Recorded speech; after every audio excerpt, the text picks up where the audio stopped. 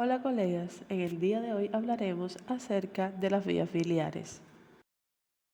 En el interior del hígado, desde el hilio hepático, la tríada portal consiste en un conducto biliar intrahepático, una rama de la vena porta y una rama de la arteria hepática, rodeados por una cápsula fibrosa, denominada cápsula de Gleason.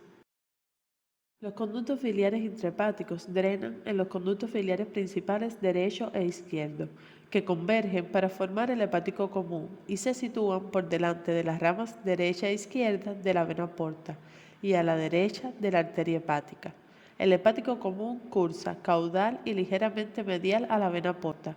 El cístico se une al hepático común a una altura variable para formar el colédoco, que cursa por detrás de la primera porción del duodeno. La porción proximal del hepático común está fijo al hígado, mientras que la porción terminal lo está al páncreas. El colédoco se sitúa por delante de la vena porta y a la derecha de la arteria hepática. En los cortes transversales del hilio hepático, esta configuración produce la imagen en Mickey Mouse, siendo la cabeza la vena portal, la oreja a la izquierda del paciente la arteria y la oreja de la derecha el colédoco. En su porción terminal intrapancreática, el colédoco tiene un curso posterior y ligeramente lateral para terminar, junto con el conducto pancreático, en la porción posterolateral de la cabeza del páncreas a nivel de la ámpula de Vater, localizado en la segunda porción del duodeno. Para la exploración de la vía biliar utilizaremos una sonda convex de baja frecuencia. Se debe abordar con el paciente en decúbito supino o en decúbito lateral izquierdo. Deben realizarse cortes transversales, oblicuos y longitudinales, desde un abordaje subcostal derecho en inspiración profunda y desde un abordaje epigástrico. Si hay gases que dificultan el examen, es necesario que el paciente beba agua y se coloque en decúbito lateral derecho durante 2 a 3 minutos, con el objetivo de desplazar el gas y poder reevaluar la vía biliar. La obstrucción de la vía biliar se diagnostica ecográficamente por el hallazgo de dilatación de los conductos biliares. La dilatación de la vía biliar intrahepática produce el signo de los canales paralelos, adyacentes a las venas portales. Los conductos biliares intrahepáticos dilatados pueden distinguirse de las venas portales por su trayecto tortuoso o la irregularidad de sus paredes, por la presencia de refuerzo posterior y por una configuración central en estrella. El estudio Doppler también es útil para la distinción entre arterias hepáticas dilatadas y dilatación de la vía biliar, teniendo esta última ausencia de señal Doppler. No existe un diámetro que distinga un colédoco obstruido de otro no obstruido.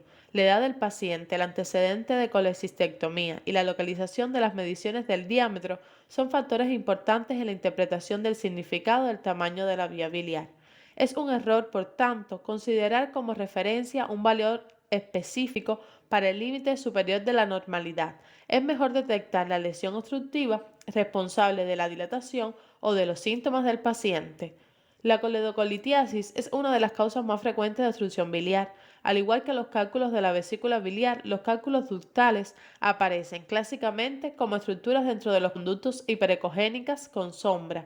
A diferencia de los cálculos de la vesícula biliar, aproximadamente en el 20% de los casos no es posible demostrar la sombra acústica por detrás del cálculo biliar. Esto se relaciona probablemente con la ausencia de una cantidad significativa de bilis alrededor de los cálculos ductales. La mayoría de los cálculos se localizan en la porción intrapancreática más distal del colédoco, cerca de la ampolla de Vater. De ahí que la detección de coledocolitiasis se mejora centrándose en este sitio con una sensibilidad registrada del 75%. De los conductos biliares suele asentarse con frecuencia en la bifurcación del conducto hepático común, con afectación de los conductos centrales, tanto derecho como izquierdo. La imagen ecográfica del colangiocarcinoma se ilustra en la diapositiva. En la mayoría de los casos aparecen como conducto biliar dilatado que se interrumpe bruscamente a nivel del tumor.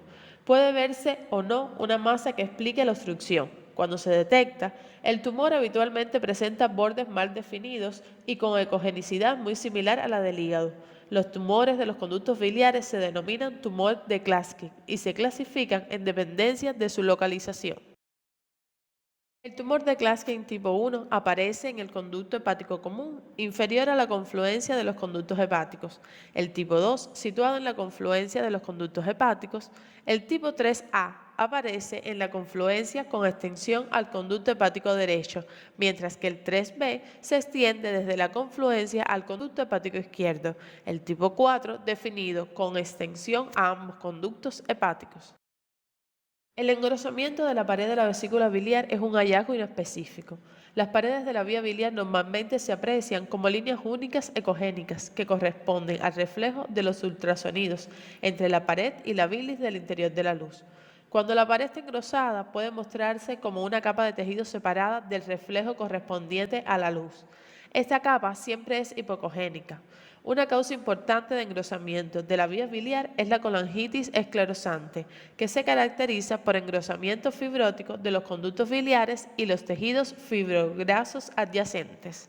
Otras causas de engrosamiento de la pared de la vía biliar son la coledocolitiasis, las prótesis permanentes, colangiopatía porcina, pancreatitis y colangitis piogénica recurrente.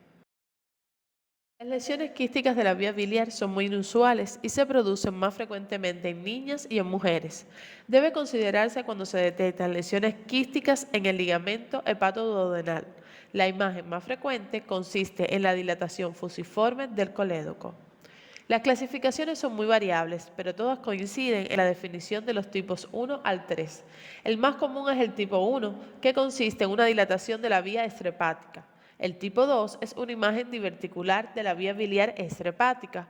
El tipo 3 es un colecodocele, una dilatación de la porción distal intramural del colédoco que protruye sobre el duodeno.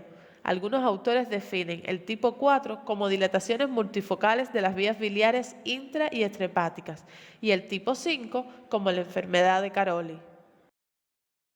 La enfermedad de Caroli produce una dilatación segmentaria sacular de la vía biliar intrahepática y generalmente se asocia a fibrosis hepática y enfermedad renal quística. Las lesiones intrahepáticas quísticas son el hallazgo característico. Un signo ecográfico muy específico de la enfermedad de Caroli es el signo del punto central, que se debe al conducto biliar dilatado rodeado por la arteria hepática y la vena portal adyacentes. En los pacientes con enfermedad de Caroli deben investigarse además complicaciones ecográficamente detectables como los cálculos de la vía biliar intrahepática y signos secundarios de hipertensión portal. El síndrome de Mirici es una rara anomalía consistente en la obstrucción del colédoco debido a un cálculo en el conducto cístico o en el cuello de la vesícula. Es más probable su existencia si el conducto cístico tiene una implantación baja que discurre en una envuelta común con el colédoco. Los hallazgos ecográficos en ocasiones pueden sugerir el diagnóstico en el contexto de dilatación de la vía biliar, si se ve un efecto masa extrínseco provocado por un cálculo con sombra a nivel de la obstrucción, como visualizamos en las imágenes que aparecen en la pantalla. Y hasta aquí el tema de hoy. Muchas gracias.